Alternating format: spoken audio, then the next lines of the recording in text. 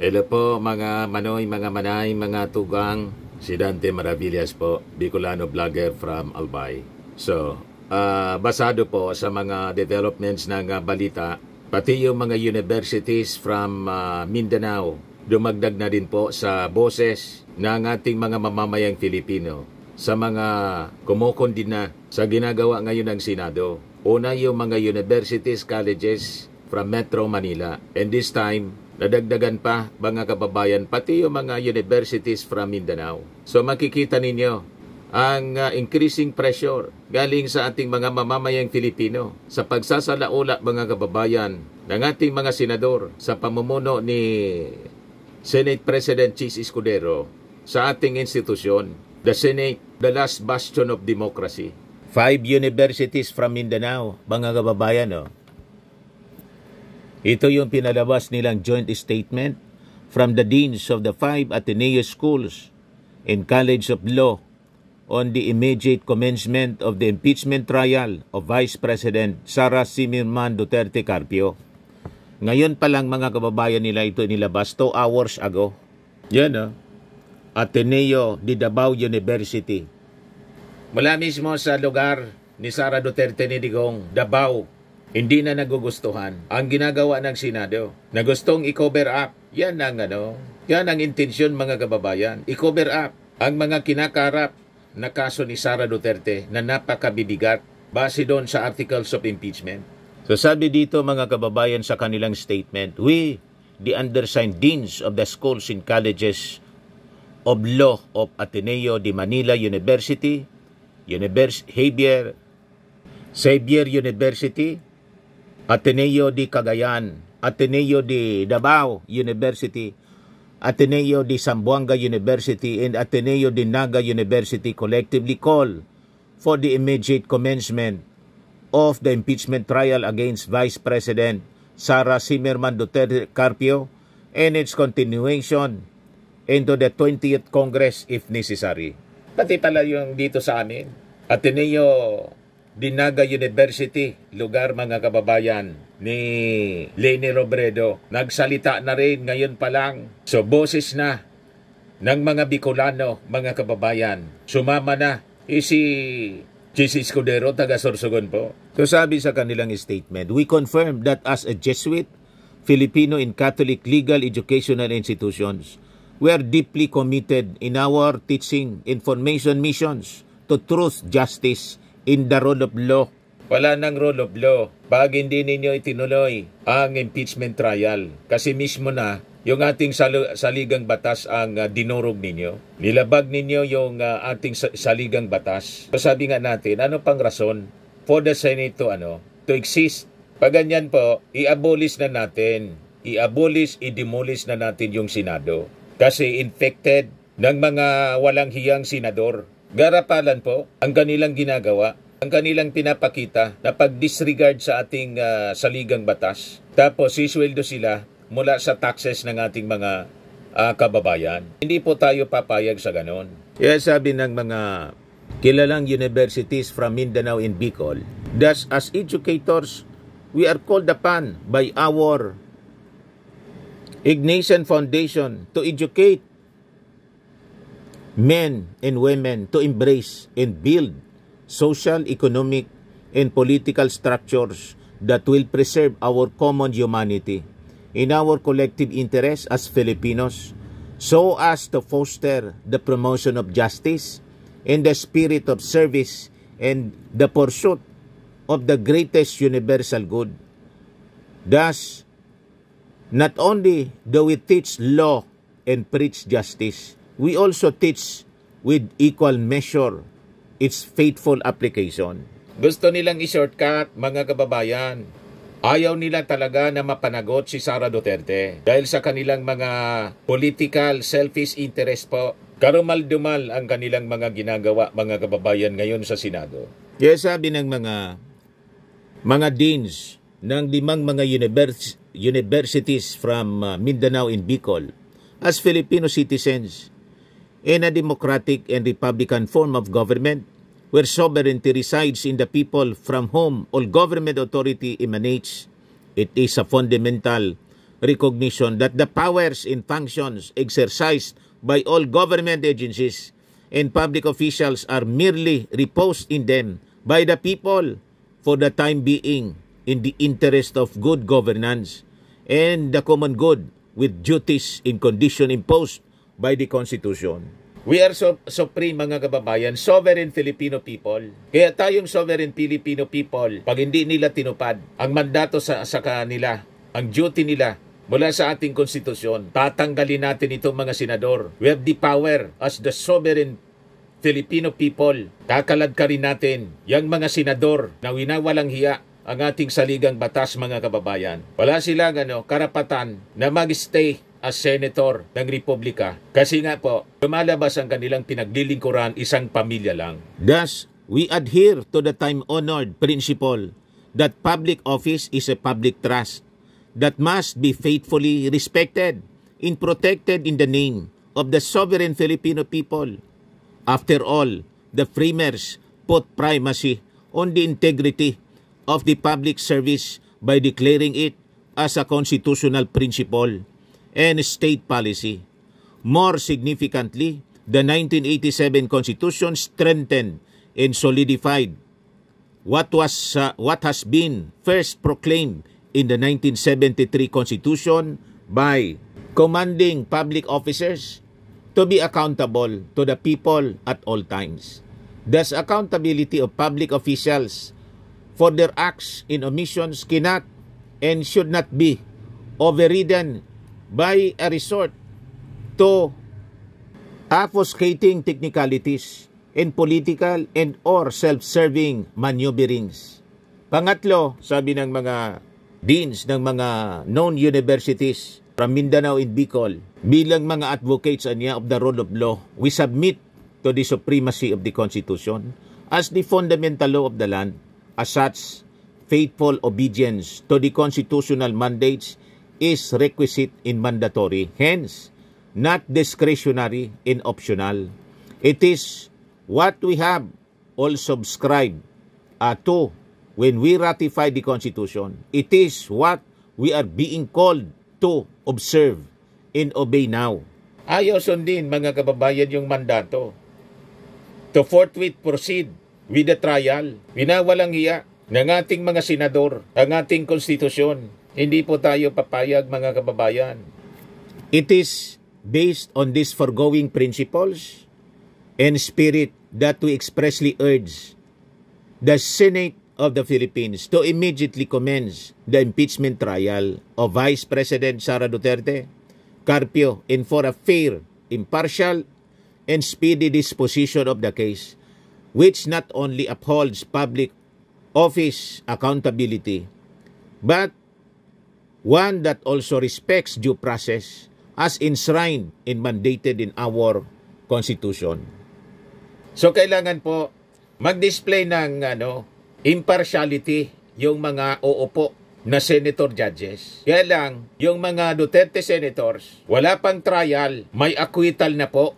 Nagsalita na sila in public without shame, mga kababayan, lantara na pagsasalaula sa kanilang posisyon na pahiraman lang natin sa kanila. Si Bato de la Rosa, si Amy Marcos, si Bongo, si Robin Padilla, si Marcoleta. Kaya nga po yung ating demand, isama ninyo sa inyong pagsisigaw dyan sa harap ng Senado yung mga nag-display na po ng partiality. Itong mga sinabi kong mga senador, kailangan po mag-inhibit sila. We have to petition them, the Senate. Di dapat sumama itong mga senador na to na maging West, kung gusto nilang ipagtanggol itong si Sara Duterte, di umupo sila doon sa defense, not as judges. Kasi yung dapat na umuupong West po, impartial. Tama itong sinabi ng mga deans ng College of Law, itong Ateneo, fair, impartial.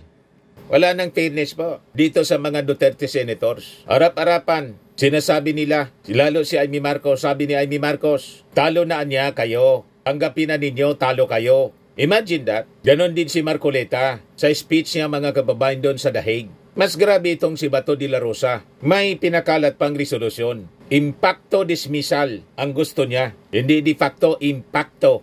Mga impacto kasi yung galing impacto. So sabi po nitong statement ng mga universities. Our Constitution is clear in categorical. Once the articles of impeachment have been filed and transmitted by at least 1/3 of all the members of the House of Representatives, trial by the Senate shall forthwith proceed without conditions or qualifications and without equivocation or obstruction. Moreover, the nature of the Senate as a continuing body has been firmly settled, with the exception only of day-to-day business like legislative bills and investigations. When the court held that certainly there is no debate that the Senate as an institution is continuing as it is not dissolved as an entity with its national election or change in the composition of its members. However, in the conduct of its day-to-day business, the Senate of its Congress acts separately and independently of the Senate of the Congress before it.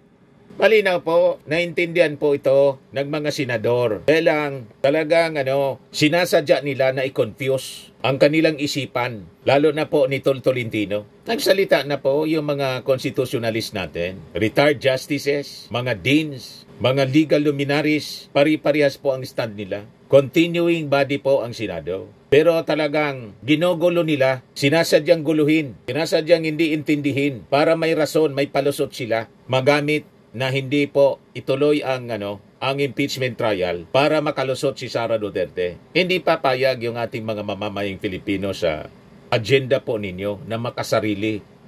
From the aforementioned, aforequoted pronouncement of the court, it is clear that the Senate is a continuing body as an impeachment court, which is a quasi-judicial function and which in no wise can be considered as a legislative function that could expire at the end of its Congress. Once the impeachment trial commences, and beyond political colors and affiliations, we likewise urge and call on the Philippine Senate to remain impartial and non-partisan to ensure that the constitutional guarantees of due process and equal protection of laws of the respondent are respected and safeguarded. So once kayo po na-convene as an impeachment court, dapat you act as a judge. Senator judge nga yung tawag sa inyo. Ang judge po, hindi nagdi-display ng partiality. Nakakita na kayong judge na daldal ng daldal tungkol sa kaso? Wala kayo. Kasi wala pang ang presentation ng ebidensya. May judgment na kayo. Kung hindi ninyo yon magagampanan ang pagiging impartial senator judge, di mag-inhibit kayo. Tama po. So ito yung panawagan natin.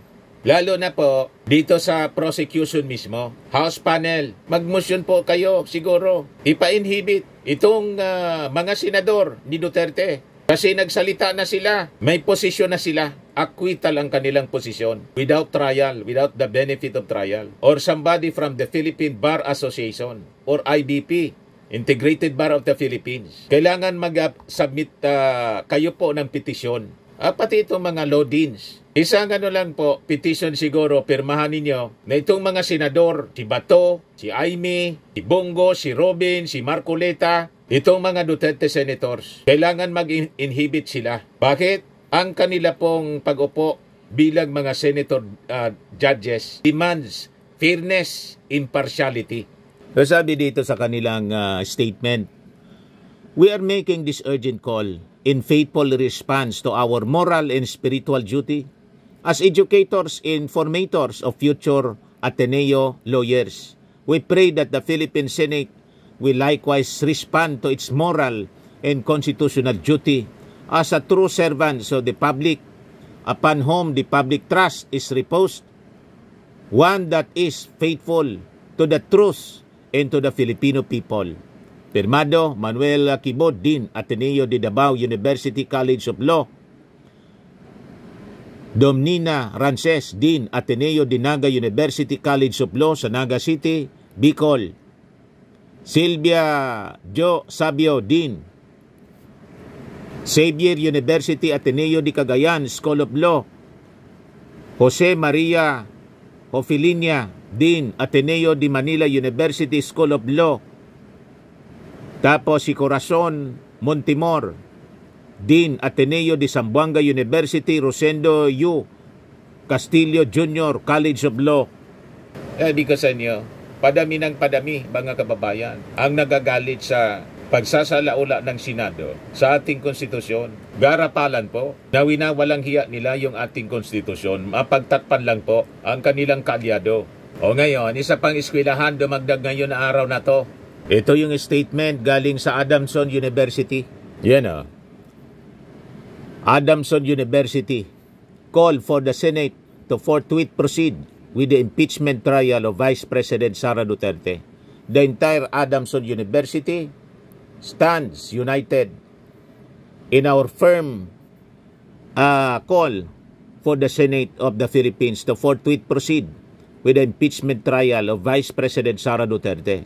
We express deep concern over any and all efforts to delay, obstruct, or prematurely dismiss this constitutionally mandated process.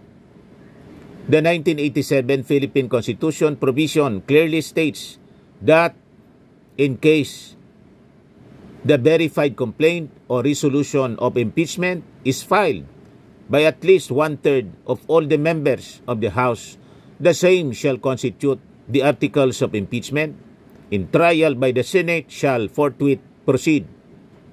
This is a clear constitutional order to act immediately and does not in any way imply that the Senate has discretionary powers in this regard. Thus, any delay or refusal to act undermines this express mandate and weakens the foundation of our democratic institutions. The Adamson University, Adamson community strongly demonstrated a clear sentiment within our academic institution regarding the urgency and importance of this constitutional process. When we held an impeachment forum last February 28, 2025, which was also participated by other schools. Today, we are again pounding on the doors of the Senate to rise above political expediency and to perform the constitutional duty with integrity and transparency. Kaya nakikita natin, nangangamoy na po ang people power. Ito lang na mga universities na to, yung population nito, mga eskwela na pwedeng immobilize para barikadan yung Senado. Enough para po sila, dapat silang kabahan na ngayon. Matutulad sila kay Erap Estrada. Si Erap Estrada, mga kababayan, presidente. But this time, this will be the first time ng people power sa Senado, mga kababayan. Hindi sa palasyo, kundi sa Senado.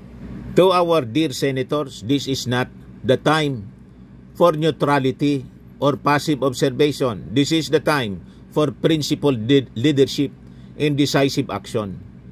Do what is right instead of what is convenient for you. You must immediately commence impeachment proceedings as mandated by the Constitution. Without further delay, you have procrastinated far too long. The nation is watching. Honor your oath and uphold our supreme law. You owe this to the Filipino people. The Constitution demands action forthwith, and so do we. Pirmado, mga kababayan, Father Daniel Franklin Pilario, CM, University President. Attorney Catherine Panguban, Director, Adamson Law Legal Aid Office. Father Aldrin Suwan, Vice President for Student Affairs. Attorney Sosi Claire Siliesa, Attorney Alpeca Adolfo Madrid, Attorney Cyrus Victor Sualog, Attorney Ana Marie Abad, Dean of College of Law, Attorney William Biloso Jr., Attorney Joel Britannia, then Adamson Law Student Government. O ano kayo ngayon, mga senador? Hindi ninyo pakikinggan. Tingnan natin kung anong abutin ninyo.